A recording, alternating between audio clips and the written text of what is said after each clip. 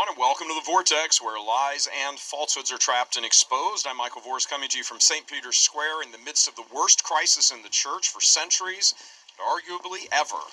The horror of homosexuality seizing control in the hierarchy is manifest in 1,000 different ways.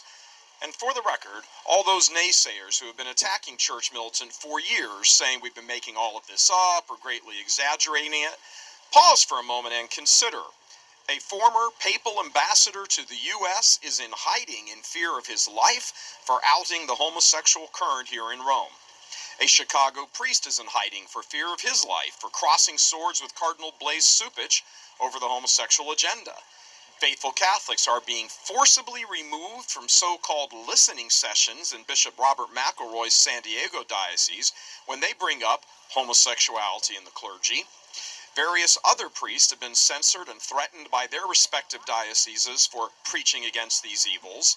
Donald Wuerl had to resign his office as Archbishop of D.C. owing to the homosexual predator-priest scandal he helped cover up while Bishop of Pittsburgh. Credibility of bishops and cardinals is at an all-time low, as enormous numbers of faithful Catholics believe that they are flat-out lying about what they knew. Pope Francis's popularity is tanking as reports continue to surface that he not only promoted gay predator McCarrick despite knowing his evils, but also covered for priests while in Argentina. And here in Rome, Vatican sources report there is an epidemic of homosexuality among the clergy. Still think there's nothing to this story? And when it comes to homosexuality, as we said, it manifests itself among the clergy in various ways.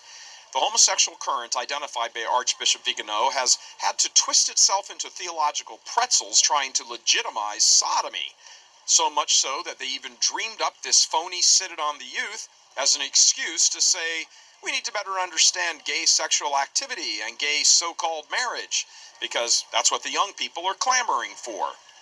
In their rush to make their own psychological depravities appear normal, even to the point of wanting to change the words of the catechism, they have fastened themselves to the phony social justice agenda of the political left.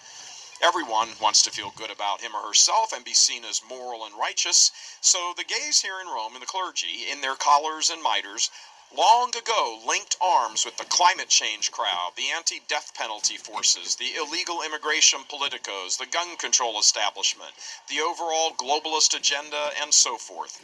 These moves, again motivated by a desire to be viewed as moral in the midst of their sexual depravity, have placed them in direct opposition to the Trump White House. As far as homosexual so-called rights go, Trump is actually pretty neutral. In fact, many politically conservative Christians aren't too happy with that aspect of his agenda, since it is directly opposed to the Gospels. Which makes it curious why the homosexual power brokers here in the Vatican and controlling affairs in the church, for now, would be so opposed to Trump. He's hardly an enemy of the gay agenda, after all.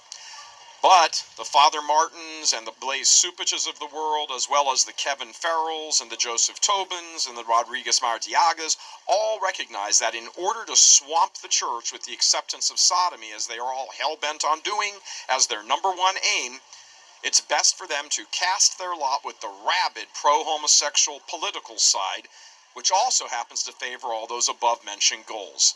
So, that makes Trump public enemy number one here in Rome at the Vatican. In fact, sources here in Rome confirm that in the run-up to the 2016 U.S. presidential election, homosexual predator McCarrick was the official-unofficial liaison between the Vatican and Team Hillary.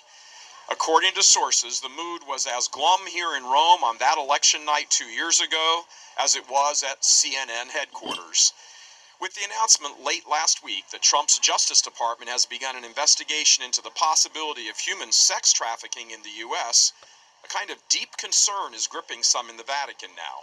Likewise, Church Militant can now report that we have confirmed law enforcement officials have begun looking into the Papal Foundation headquartered in Philadelphia. The Papal Foundation's board of directors includes every cardinal in the United States, so that news will not go down well here in Rome. Earlier this year, it was revealed that Wuerl and McCarrick had pushed the lay members of the board of directors of the Papal Foundation hard to dole out $25 million to a shady hospital here in Rome at the personal request of Pope Francis. As Church Militant reported a couple of weeks ago, McCarrick was operating in a severely compromised state of a conflict of interest. He knew at the time that an investigation by the Vatican into his sexual crimes had already been approved, and yet he pushed hard, along with Worrell, for a huge sum of money to be given to his eventual judges here at the Vatican, the very definition of a conflict of interests. Also sitting on the board, since he is an American cardinal, is Timothy Dolan of New York, who also knew about McCarrick because it was his archdiocese that had reported the original crime to the Vatican almost a year earlier. It is a Trump-appointed U.S. attorney who is beginning the human sex trafficking investigation in Pennsylvania, exploring whether any minors were taken across state lines and if perverted prelates were involved in covering that up. As long as Trump is in the White House, there are an awful lot of homosexual nervous Nellies here at the Vatican. If a case begins to build on an international level that the Vatican, especially under Pope Francis, has had direct knowledge of all this, access to international financial avenues could be cut off, and who knows what else. Pope Francis and the Vatican homosexuals were rooting hard for Hillary. There is, in fact, a strong rumor here in Rome that McCarrick, and probably others, were involved in funneling church money to the Clinton campaign. The Brett Kavanaugh disaster, which has emboldened political conservatives back home, was also being watched closely here in Rome because of the political fallout of the liberal agenda. Kavanaugh is widely viewed as the fifth vote on the U.S. Supreme Court to overturn Roe v. Wade, which would be a tsunami crashing into the left's agenda in the U.S. as well as internationally. Again, it was Trump who nominated and stuck by Kavanaugh.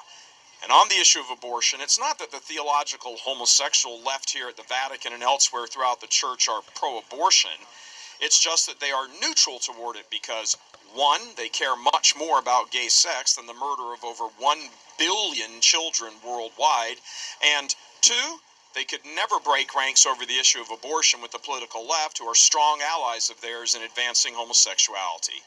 Trump is pro-life, anti-left, and is the antithesis of everything the homosexual current here in the Vatican wants to see advanced. It's a safe bet that, like 2016, there will be a lot of TVs on here overnight in a couple of weeks when the U.S. midterm election results start flowing in. As a programming note, Church Militant will once again be producing wall-to-wall coverage, just as we did in 2016 for the Trump victory, where we were the first media outlet to say that Trump had won Pennsylvania and therefore secured enough electoral college votes to win the presidency. That coverage will begin live at our studios at 7 p.m. Eastern Time on election night and run until we know the outcome. Trump is a massive migraine for Vatican homosexuals and Pope Francis. Had Hillary won, there would be very warm relations between Washington and Rome, but as it is now, there are 15 state grand jury inquiries going on, 2 federal investigations. The globalist agenda of the left is in full retreat. And in an ironic twist, it was an American cardinal, homosexual predator McCarrick, and the papal ambassador to the United States that got this whole ball rolling. God bless the USA. Reporting to you from St. Peter's Square here in Vatican City, this is Michael Voris. God love you.